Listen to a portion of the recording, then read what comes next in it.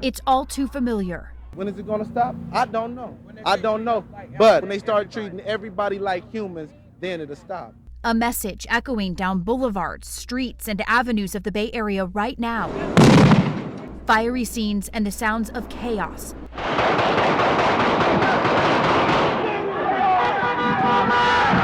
It's all too familiar. I urge people to try to find alternative means other than violence and destruction to express disappointment and pain. Advice from Florida State Senator Darrell Roussan that has remained firm and resilient for more than 2 decades when unrest erupted in St. Petersburg over the death of an unarmed black man in 1996. Tyron Lewis. A name he hasn't forgotten. I felt a lot of hurt and anger at the incident that sparked the rioting, and anger at the rioting that turned into criminal destruction of property.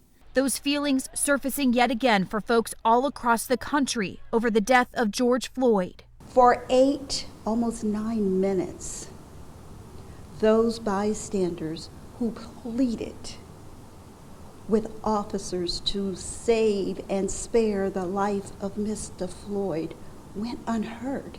Terry Lipsey Scott says it wasn't until that moment she understood what Dr. Martin Luther King Jr. meant when he spoke of riots being the voice of the unheard.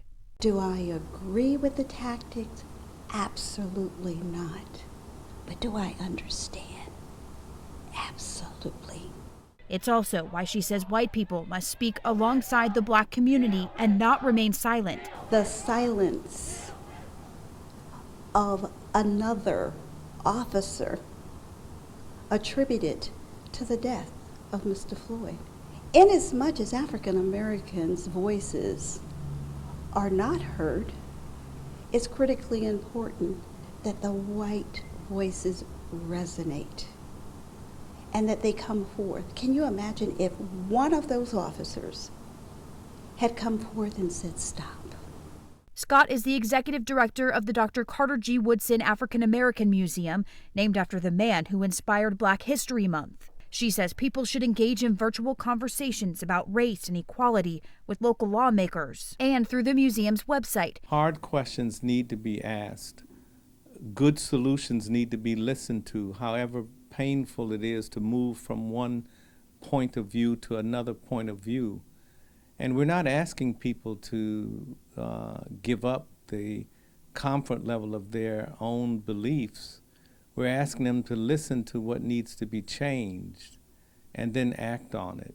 We posted details on how you can get involved in the article below. Heather Lee, ABC Action News.